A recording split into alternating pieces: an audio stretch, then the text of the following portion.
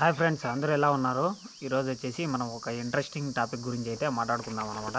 Interesting topic ఏంటంటే ఇప్పుడు వచ్చేసి ఐఏఎస్, ఐపీఎస్ ఇలాంటి టాప్ పొజిషన్స్ ఏదైతే కష్టమైన ఎగ్జామ్ ఉందో మనము చిన్నప్పటి నుంచి కొందరు ఏం పెట్టుకుంటారు అనమాట. నేను పెద్ద అయితే ఐఏఎస్ అవుతా, ఐపీఎస్ అవుతా అని.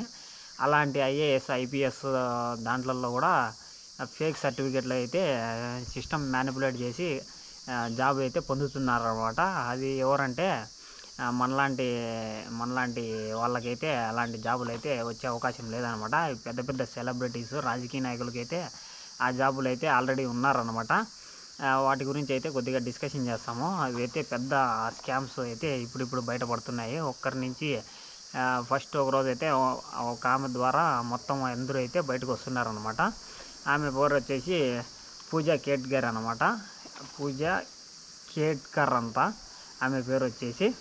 ఆమె వచ్చేసి ఒక ఫేక్ డిసేబిలిటీ సర్టిఫికేట్స్ ఉపయోగించుకొని ఆమె అయితే ఐఏఎస్ జాబ్ అయితే పొందిందనమాట. పొందిన తర్వాత ఆమె వచ్చేసి ఫస్ట్ ఆమె పోవడమే ఆఫీసులో పోయి నాకు వచ్చేసి అతను ఉంటాడు కదా, అడిషనల్ కలెక్టర్ ఐఏఎస్ ఆఫీసర్ ఎవరైతే ఉంటాడో అతన్ని పోయి నాకు ప్యూన్ రెడీ చేయండి, స్టాఫ్ రెడీ చేయండి, మొత్తం వచ్చేసి నా ఛాంబర్ అంతా నాకు ఇచ్చేయాలి అని దబాయించింది అనమాట. అందులో ఆమె వచ్చేసి ఆమెకి వెహికల్ ఉంటుంది కదా, ఆ వెహికల్ కూడా గవర్నమెంట్ వెహికల్ కాకుండా ఆమె వచ్చేసి ప్రైవేట్ కాంట్రాక్టర్ ద్వారా ఆడి కార్ని అయితే తీసుకొచ్చుకుని ఆమె తెప్పించుకునింది అనమాట. వీళ్ళకి ఏంటంటే ప్రైవేట్ కాంట్రాక్టర్లకు అవి సప్లై చేయడం ద్వారా వీళ్ళ ఇన్కమ్ ఇంకా కొద్దిగా పెంచుకోవచ్చు అనే ఉద్దేశంతో వీళ్ళు అవన్నీ సప్లై చేస్తారనమాట. ఇవన్నీ సిస్టంలో అయితే కొద్దిగా రేర్గా జరుగుతూ ఉంటాయి. ఇలాంటి బిగ్ బ్యాక్గ్రౌండ్ ఉన్న వాళ్ళకైతే ఇవన్నీ కొద్దిగా ఆమె అందులో కొద్దిగా ఫైనాన్షియల్గా స్ట్రాంగ్గా ఉన్న ఫ్యామిలీ నుంచి వచ్చింది కాబట్టి ఆమెకి పెద్దగా తప్పు అనిపించలేదు. ఆమె నెంబర్ ప్లేట్ కూడా ఒక రకమైన ఫ్యాన్సీ నెంబర్ తెప్పించుకునింది. ఇట్లా చేసిందనమాట. తర్వాత వచ్చేసి ఈమె చూసిన వ్యవహారాన్ని అందరినీ అధికారులు కొద్దిగా నోటీస్ చేసి తర్వాత వచ్చి ఈమెనైతే తర్వాత పూణే అనమాట, ఈమెది మామూలు సిటీ వచ్చేసి పూణే నుంచి అయితే వాషింకి అయితే ట్రాన్స్ఫర్ చేసేసారనమాట. వాషింకి ట్రాన్స్ఫర్ చేసిన తర్వాత వీళ్ళు వచ్చేసి ఈమె వచ్చేసి నా నెంబర్ ప్లేటు, ఆమెకు వచ్చి సీలు, ఆమెకి టెలికామ్ ఆమె ఫోన్ ఉంటుంది కదా వగైరా వచ్చేసి పెద్దగా ఆర్డర్ చేసే వాళ్ళకు ఈమె మీద అయితే కొద్దిగా కన్నుబడేసి వీళ్ళైతే షిఫ్ట్ చేసేసి ఈమె మీద అయితే ఇన్వెస్టిగేషన్ అయితే చేశారన్నమాట. ఇన్వెస్టిగేషన్ చేస్తే ఆమెకు తెలిసింది ఏమంటే ఈమె ఫేక్ డిసేబిలిటీ సర్టిఫికేట్ మీద దాంట్లోకి జాయిన్ అయిందన్నమాట. ఆ డిసేబిలిటీ ఏంటంటే ఆమెకి మెంటల్ ఇల్నెస్ ప్రాబ్లం ఉంది అనే ఉద్దేశంతో అనే దాంతో ఫేక్ డాక్యుమెంట్స్ అయితే క్రియేట్ చేసింది. తర్వాత దాన్ని వచ్చి వెరిఫికేషన్కి వచ్చి ఎయిమ్స్కి పంపిస్తారనమాట. ఎయిమ్స్కి పంపిస్తే ఎయిమ్స్ వాళ్ళు చెకప్ చేయాలి ఈ సర్టిఫికేట్ని అని అడిగితే ఆమె వచ్చేసి ఎయిమ్స్కి వచ్చి ఆమె పోలేదనమాట. ఒక 2 years అయినా 3 years అయినా పోలేదు. తర్వాత 2019లో కోవిడ్ వచ్చేసింది. నాకు ఇంజక్షన్లు అంటే భయం అది ఇది అనేసి అప్పుడు కూడా నెగ్లెక్ట్ చేసేసి తర్వాత వచ్చేసి ఆమె ఒక్కసారిగా వచ్చేసి ప్రైవేట్ హాస్పిటల్ నుంచి ఆమె సర్టిఫికేట్ని ఆమె వెరిఫికేషన్ అయిపోయినట్టుగా అప్లోడ్ చేసేసి తర్వాత అయితే జాయినింగ్కి అయితే వచ్చిందనమాట. ఇది ఆమె స్టోరీ అయితే. వాళ్ళ నాన్న బ్యాక్గ్రౌండ్లో అయితే కన్నా ఆమెను వాళ్ళ నాన్నది వచ్చేసి కొద్దిగా పొలిటికల్ ప్లస్ ఈయన గవర్నమెంట్లో ఉన్నాడనమాట కొద్ది సంవత్సరాలుగా. అదేనమాట వాళ్ళ నాన్న బ్యాక్గ్రౌండ్ కూడా.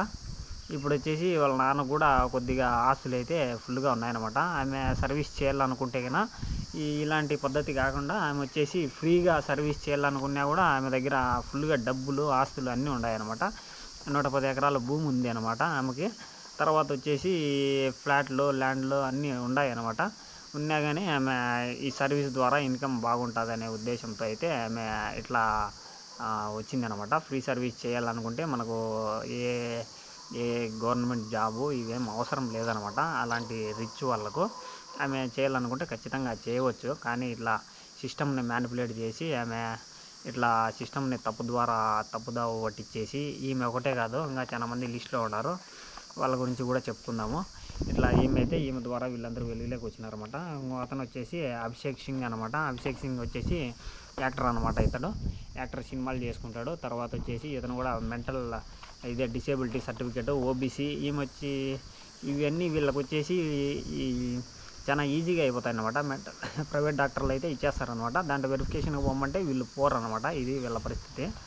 నెక్స్ట్ ఒకతను వచ్చేసి ఏకంగా fake date of birth, fake educational certificates పెట్టేసి అతను ఏమైనాడంటే బీహార్లో ఇండియన్ రెవెన్యూ సర్వీస్ ఆఫీసర్ అన్నమాట.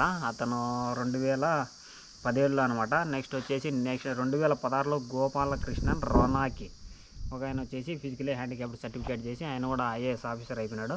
ఈ ఐఏఎస్ ఐపీఎస్ ఆఫీసర్లకు వచ్చేసి వాళ్ళకు పెద్దగా వాల్యూ ఉంటుంది కదా, వీళ్ళని వచ్చేసి సస్పెండ్ చేసేసిన, వీళ్ళని జాబ్ నుంచి తీసేసిన పెద్దగా యాక్షన్లు ఏం తీసుకోరో, అంత వాల్యూ ఉంటుంది అనమాట ఆ పదవికి. ఇప్పుడుండే గవర్నమెంట్ అయితే పోయిన సంవత్సరాల నుంచి జరిగిన కొద్ది ఏళ్ళ నుంచి వాళ్ళ మీద యాక్షన్స్ పెద్దగా ఉండవు. అది ఎందుకో మనకు చట్టం గురించి మనకు అంత పట్టించుకోమన్నమాట. వాళ్ళు కూడా అంతగా వాళ్ళని పట్టించుకోరు. ఏదో సస్పెండ్ చేసేసామా లేదంటే జాబ్ నుంచి తీసేసామా అన్నట్టే ఉంటారు. సామాన్య మానవునికి ఉన్నట్టు స్ట్రిక్ట్ రూల్స్ పెట్టేసి వీళ్ళ మీద యాక్షన్ తీసుకోవాలి, వీళ్ళను జైలుకి పంపించాలి అనేవి అయితే పోయిన జరిగిన సంవత్సరాల్లో అయితే అలాంటి దాఖలాలు ఏవి లేవు అనమాట. అతను కూడా వచ్చేసి యాక్టరు, మంచి వెల్తీ పర్సన్ అనమాట, అభిషేక్ సింగ్. ఇతనికి వచ్చేసి 2017 నుంచి ఇతనికి వచ్చేసి ప్రొహిబిషన్ పీరియడ్ అయిపోయినప్పటి నుంచి ఇతనికి వచ్చేసి జాబ్లో జాయినింగ్ అవ్వడానికి అయితే ఇతను వచ్చేసి రిజెక్ట్ చేస్తూనే పోతున్నాడు అనమాట.